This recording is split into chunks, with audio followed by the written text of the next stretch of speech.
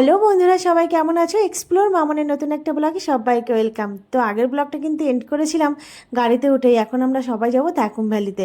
তো চলো সঙ্গে থাকো। আর এখানে পিঙ্কিদি কর্পূর এনেছে, কারণ এখানে অক্সিজেন লেভেলটা অনেক কমে গেছে। তবে আমাদের সাথে দুজন কিন্তু যায়নি। চলো দেখাচ্ছি কোন দুজন যায়নি। আমরা সবাই যাচ্ছি, শুধু অনুশ্রী আর সাহেব যাচ্ছে না, কারণ সাহেবের শরীরটা ভালো নেই। আর আমরা থ্যাকুমবালি যাচ্ছি, এই রাস্তাটা নাকি ভীষণ দুর্গম, তো ও ঝুঁকিটা নিতে পারবে না, সেই জন্যই ওকে নিয়ে যাওয়া হচ্ছে না। তবে গাড়ি করে যাওয়ার পথে দেখলাম হিমালয়ান ভালচার। ওর ডানা দুটো না এত বড় যে ওর উপর একটা মানুষ শুয়ে পড়বে। এটা আমি ফার্স্ট টাইম দেখলাম। এটা হিমালয়ের প্রদেশেই থাকে, হিমালয় শকুন পাখি।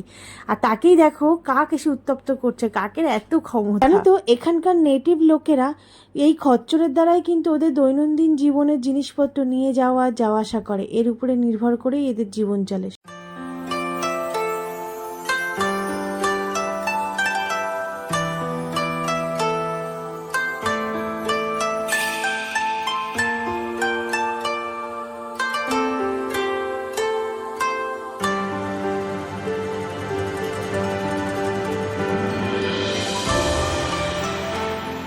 একটু আগেই বললাম না, থ্যাকুমবালি যাবার রাস্তাটা কিন্তু ভীষণ দুর্গম, যার জন্য আমরা সাহেবকে নিয়ে আসিনি। ওর শরীরটা তো ভালো নেই, তাই ওকে আনার রিস্কটাও নিইনি। তোমরাই দেখো শুধু রাস্তাটার অবস্থা। দেখেছো, ড্রাইভারের হাতেই কিন্তু আমাদের জীবন। একটুখানি এদিক ওদিক হলে গাড়িটা একদম খাদের মধ্যে। দেখো রাস্তার অবস্থা পুরো একদম অফরোড। তবে কি জানো তো, পাহাড়ি রাস্তা যতই দুর্গম হোক আর যতই অফরোড হোক, পাহাড়ের এই যে রূপ আর এই যে প্রাকৃতিক সৌন্দর্য, এর প্রেমে যে পড়বে না আমার মতো, সে বারবার পাহাড়ে আসতে চাইবে। এই যেন এক অদ্ভুত টান, সেটা পাহাড়ে না এলে বুঝতেই পারবে না। আর রাস্তা দিয়ে যেতে যেতে আমরা কিন্তু এই রডোডন্ডমগুলো গাড়ি থেকেই টেনে টেনে ছিঁড়েছি। কি দারুণ যে লাগছে না, তোমরা ভিডিওতে নিশ্চয়ই দেখতে পাচ্ছ। ये अप्रैल में यहाँ पे टूरिस्ट फ्लावर का सीजन है, ठीक है। अक्टूबर नवंबर एकदम पूरा पीक का 14 पीक का सीजन है। अक्टूबर नवंबर में यहाँ पे सुबह से शाम तक, शाम से सुबह तक क्लियर रहता है 24 आवर। अक्टूबर नवंबर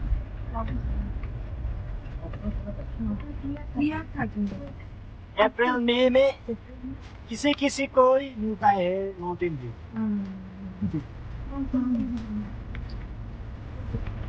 कभी कभी शाम भैया संदकपुर में कहाँ पे व्यू पॉइंट है भैया? संदकपुर में तो मिलेगा तो अच्छा दिखता पाएगा। सबसे अच्छा तो जो संदकपुर से जो एक हम इस तरह निकला, ये थलतुम के साइड, तो ऊपर में एक पत्थर था ना बड़ा वाला, वही है। हाँ जी, वो बड़ा पत्थर है ना, वही से ऑल राउंड व्यू मिलेगा आपको। नेपाल का भी मिलेगा। पत्थर पे चढ़ना पड़ेगा ना। हाँ जी।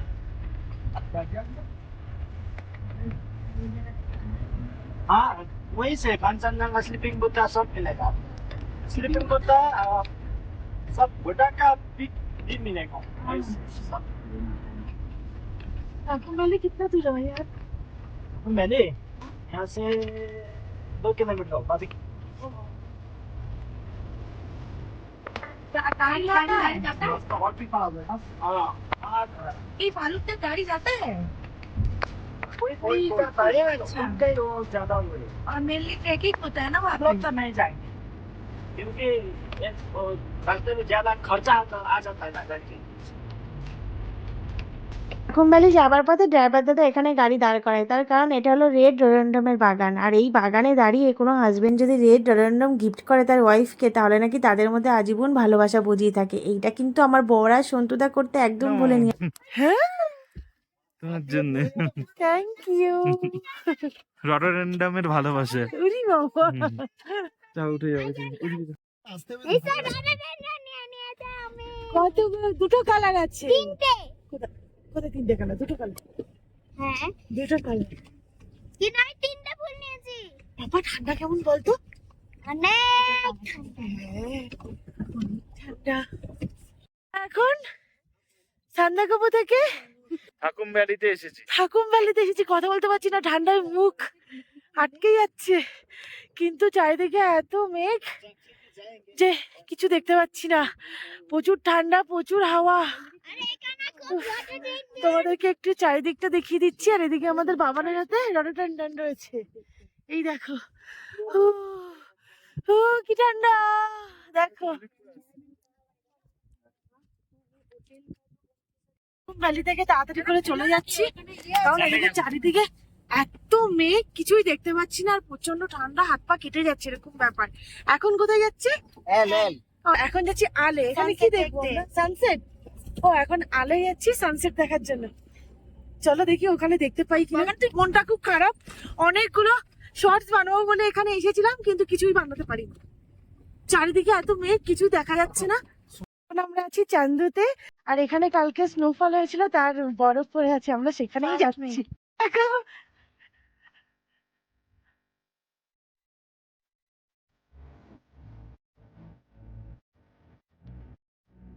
এই এখানে স্নোফল হয়েছে।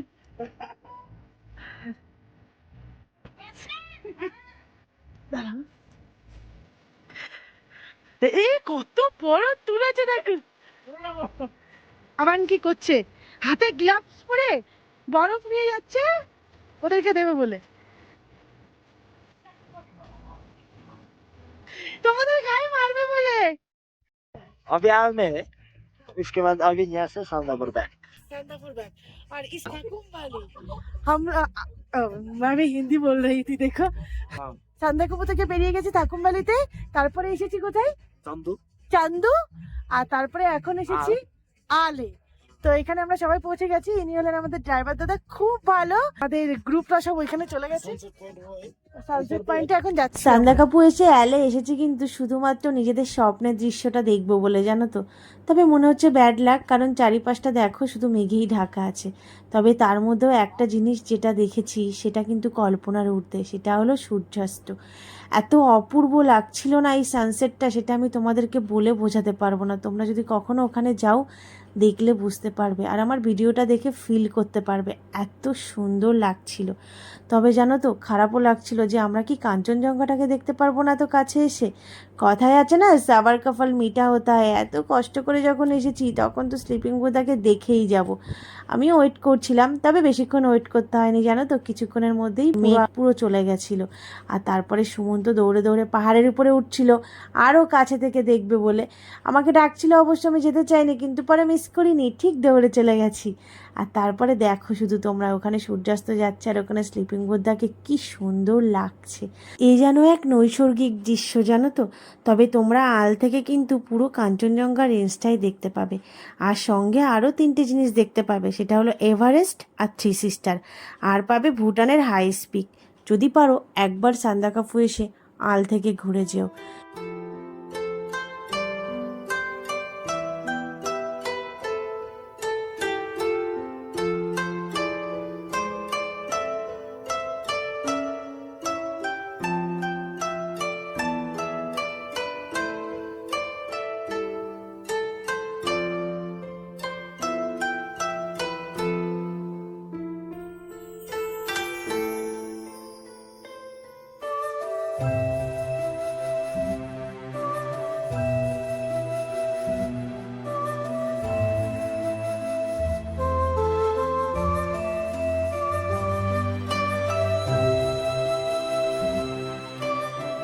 জানো তো আলে এসে যেমন তুমি সৌন্দর্য উপভোগ করবে, তেমনি তোমাকে ঠান্ডাটা উপভোগ করতে হবে, কারণ এখানে ভীষণ ঠান্ডা। আর এখানে একটাই কফি শপ, তো আমরা এখানে কফি খেতে এসেছি। কফি খাওয়ার পরেই কিন্তু হাত পাগুলো একটু গরম হয়েছে। আর তারপরে জানো কফি খেয়ে আড্ডা মেরে যেই বাইরে বেরিয়েছি দেখি পুরো সন্ধ্যা হয়ে গেছে। আমাদের আলের ঘোরা কমপ্লিট। আলে ঘোরা কমপ্লিট। হ্যাঁ। এখন চলছে নিচে সান্দাকফু, সান্দাকফু আমাদের হোমস্টেতে। তো এখন যাচ্ছি, চলো। খুব ঠান্ডা পড়েছে আর অন্ধকারও হয়ে গেছে, মনে একটু ভয় ভয় চলছে, কারণ রাস্তাটা তো প্রচন্ড বিভীষিকা টাইপের। তো চলো, আর ব্লক করতে পারবো না, ফোনে চার্জ নেই, ঘরে গিয়ে একেবারে কথা হবে, ঠিক আছে? টাটা। ওকে গাইস, আমরা চলে এসেছি আমাদের হোমস্টেতে। এই হলো আমাদের সন্তুদা। আমার ব্লগে আমার হয়ে কিন্তু অনেক জায়গায় অনেক কথা সন্তুদাই বলে দিয়েছে। যাই হোক, তোমরা শুধু রাতের সান্দাকফুটা দেখো, চারিপাশটা কেমন না গা ছমছম করা পরিবেশ। এখানে হাতে গোনা কয়েকটা হোমস্টে, যে কটা হোমস্টেতে লাইট জ্বলছে দেখছো এই কটাই হোমস্টে, কিন্তু আর নেই।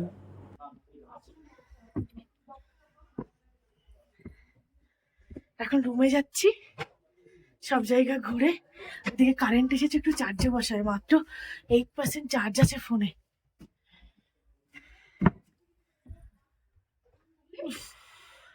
তখন তো কারেন্ট ছিল না, এখন দেখছি ঘুরে টুরে এসে কারেন্ট আছে। এই তো এই লাইট জ্বালিয়ে দিয়েছে।